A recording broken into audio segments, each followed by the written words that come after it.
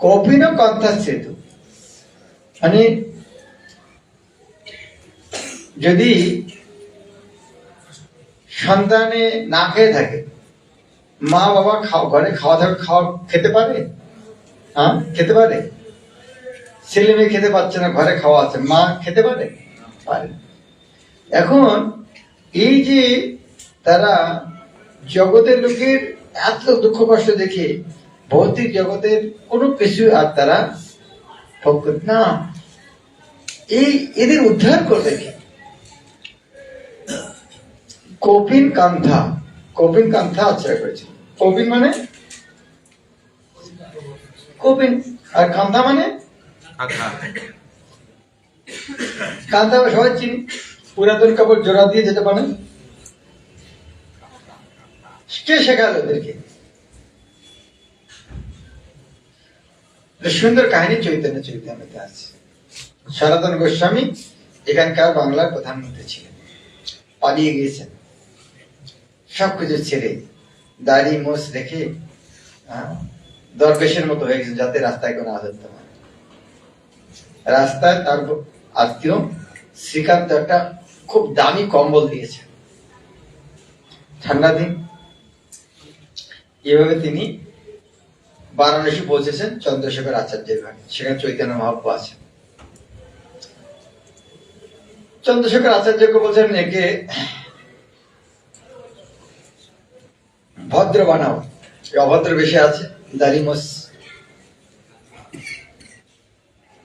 তো গঙ্গায় স্নান করে সব শেপ টেপ করে এসেছে। চন্দ্রশেখর আচার্য একটা নূতন কাপড় দিয়েছে, সুন্দর কাপড় দিয়েছে।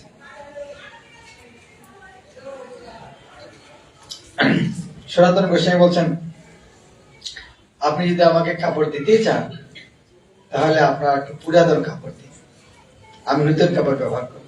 চিন্তা করুন কত বৈরাগ্য! দেশের প্রধানমন্ত্রী এমন অবস্থা পৌঁছেছে, নতুন কাপড় পরবেন না। আমাদের নতুন কাপড় আছে, কোনটা পরবো কোনটা না পরবো। নতুন কাপড় পরবেন, পুরাতন কাপড় তখন দিলেন। আবার সেই কাপড়টাতে মাঝখানে ভাগ করলেন, একটা নিচে পরে একটা উপরে। এটা গোস্বামী বাবাজিদের সনাতন গোস্বামী। কিন্তু ঠান্ডা দিন তো কম্বলটা গায়ে দেন, মহাপ্রভু বারবার কম্বলটার দিকে তাকায়।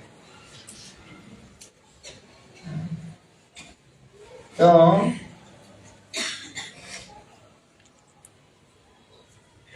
তিনি বুদ্ধিমান ব্যক্তি ছিলেন, বুঝতে পেরেছেন। যাদের বুদ্ধি কম ওরা বুঝতে পারে না। যেমন আমি যখন এখানে এসেছি, আমার একটা চশমা ছিল, চশমাটা রোদে গেলে কালো, ফটোকর্মিক লেন্স। তো বেশি রোদের মধ্যে বেশ ভালো লাগতো। কিন্তু দিনের বেলা সাধু লাল কাপড় পরে সানগ্লাস পরে যাচ্ছে, দেখতে কেমন লাগে? সাধু আছে লাল সানগ্লাস পরে যাচ্ছে, বাড়ির লোক কি দেখবে সানগ্লাস পরে যাচ্ছে? এটা আমি কোনোদিনও বুঝি নাই, যেটা দেখতে বাড়ির লোকের কাছে খারাপ লাগে। সাধু সানগ্লাস পরে করছে, কারণ আমি তো নিজে দেখতে পাচ্ছি না, কিন্তু খুলে দেখতে এটা কালো চশমা। কিন্তু ওটা যে ওইরকম খারাপ লাগে কোনোদিন চিন্তাও করিনি। একজন আমাকে আঙুল দেন, না এটা আপনাকে এই কালোটা বাদ, দেখতে ভালো দেখেছে। এখন আমি যখন ওই আগের ফটো দেখি লজ্জা লাগে। তো এখন এই লজ্জা লাগে, এই বুদ্ধিটা আগে একটু পাই, একবার মনে হয় আগের দিন ফটো দেখি, সর্বনাশ, এইরকম লাল কাপড় সানগ্লাস, এইরকম মাথা মোটা। কিন্তু সনাতন গোস্বামী বুদ্ধিমান ছিলেন, উনি তার চোখ তাকানো দিয়ে বুঝতে পেরেছেন মহাপ্রভু কি চান, মহাপ্রভু এটা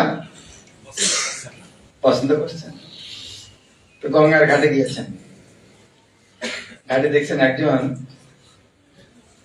গৌরিয়া ওই কাঁথা ধরছে, কাঁথা ধরে ওদের দিয়েছে। এখন বলছে, ভাই আপনি আমার একটু উপকার করবেন, আর আমার এই কম্বলটা নিয়ে আপনার খাতাটা দেবেন। তো খুব নারাজ হয়েছে, আপনার দেখে তো সাধু মনে হয়, সেজন্য গরিব লোককে এরকম তিরস্কার করেন। কে যদি মার্সিডিস হ্যাঁ, কেউ ভাঙ্গা সাইকেল নিয়ে যাচ্ছে, আপনি মার্সিডিজ গাড়ি থেকে নেমে যদি বলেন ভাই আপনার মার্সিডিজ আমার ভাঙ্গা সাইকেলটা দেবেন, তো কি বলবেন? ও কষ্ট পাবে কিনা ভাবে যে আমার ভাঙ্গা সাইকেল জন্য এইরকম অপমান। তো ও ভাবছে যে আপনি সাধু সাধু এভাবে কথা বলছেন কেন? বলছে না না আমি সত্যি বলছি। তখন উনি সে কম্বলটা দিয়ে সেই শিরা কাঁথাটা নিয়ে গেলেন, পরে মহাপুরুষ মহাপুরুষ তোমার এটা কি হলো, ওটা গেল কোথায়? তার পুরো কাহিনীটা বললেন যে এই ঘটনা। মহাপুরুষ আমি ভেবেছিলাম কৃষ্ণ তো খুব দক্ষ ডাক্তার, কৃষ্ণ কারো এরকম চিকিৎসা করেন না যে পুরো রোগ সারাতে পারে না, একটু রোগ সারে একটু রোগ রেখে দেবে। তো কৃষ্ণ তোমাকে কৃপা করেছে, কিন্তু তোমার ওই ওই যে আসক্তি কমল এটা সারাতে পারলো না কেন? আমি আশ্চর্য হয়েছি। তো মহাপ্রভু আগে বলেন সিরিয়াস, তারপরে বলছে প্রচারকের কিন্তু সবসময় কিন্তু মুখের রূপে সব কথা বলা উচিত নয়, হ্যাঁ, সবসময় হজম নাও করতে হয়। মহাপ্রভুর অধিকার ছিল, কিন্তু বললেন কখন? যখন ছেড়ে আসছে তখন বলছে। সেই রকম রঘুনাথ দাস গোস্বামী তাকে রঘুনাথকে বলছে যে তুমি ঘরে থাকো ভোগ করো, এ উপদেশ দিচ্ছেন। কিন্তু রঘুনাথ যখন সিংহদ্বারে ভিক্ষা করে খাচ্ছেন, মহাপ্রভু বলছে স্বরূপ দামোদর আমাকে রঘুনাথ আজকাল নিমন্ত্রণ করেন না। বলছে না বাবার, রঘুনাথ ভাবছে তার পিতা বিষয়ী, তার টাকা পয়সা নেবে না, ওই জন্য ওই বিষয়ী টাকা দিয়ে আপনাকে নিমন্ত্রণ খাওয়াতে চায় না, সে টাকা নেন। তাহলে ওর চলে কি করে? বলে সিংহদ্বারে ভিক্ষা করে খায়। জমিদার সিংহদ্বারে ভিক্ষা করে খায়। তো মহাপ্রভু খুশি হয়েছে, বাহ খুব বৈরাগ্য। যখন মহাপ্রভু প্রণাম করে আসেন দেখেন মাঝে মাঝে ভিক্ষা করে খাচ্ছে, দূর থেকে দেখতে পান। একদিন দেখছেন, কয়েকদিন দেখছেন রঘুনাথকে সিংহদ্বারেও দেখা যায়। বলছে স্বরূপ দামোদর রঘুনাথকে আজকাল সিংহদ্বারেও দেখা যায় না, কোথায় খায়? বলছে না ও সিংহদ্বারে ওটাও ওনার ভালো লাগে না,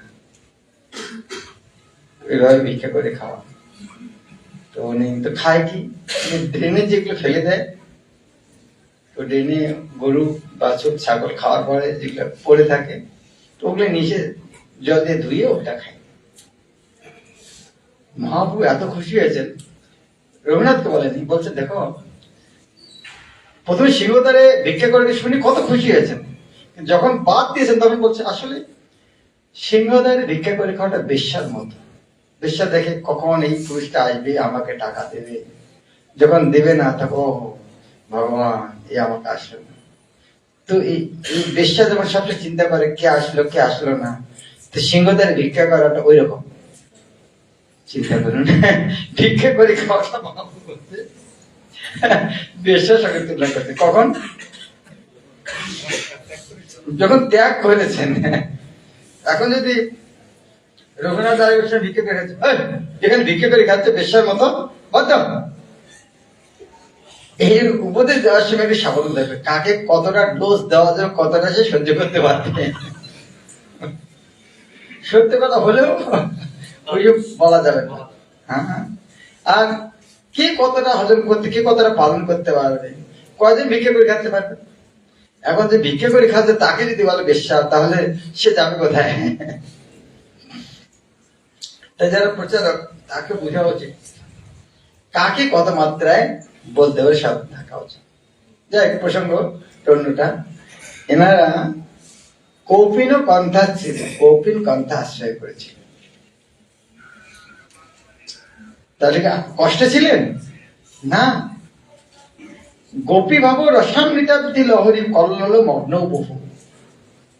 যিনি লিখেছেন তার পাণ্ডিত্য দেখুন কিরকম।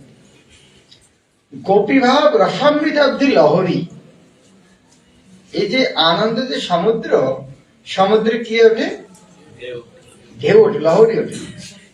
এই লহরী কি কি লহরী? গোপী ভাবের লহর। আর সমুদ্রের ঢেউ শোনে কেন? সমুদ্রে বারবার নতুন নতুন ঢেউ আসে, নতুন নতুন ঢেউ আসে। ভগবানের সেবার আনন্দে নতুন নতুন ভাবনা আসে, এরকম সেবা করব, এরকম সেবা করব। এইরকম কল্লোল, কল্লোল মানে শব্দ। সমুদ্রে যেমন ঢেউয়ের শব্দে শব্দ হয়, সে মানুষ কান দিয়ে শোনে, সেরকম এনারা গোপী ভাবে রসের অমৃতের সাগরের লহরীর মতো এরকম আনন্দে মগ্ন থাকতেন। বন্দে রূপ সনাতন রূপযোগ শ্রীজীব গোপাল।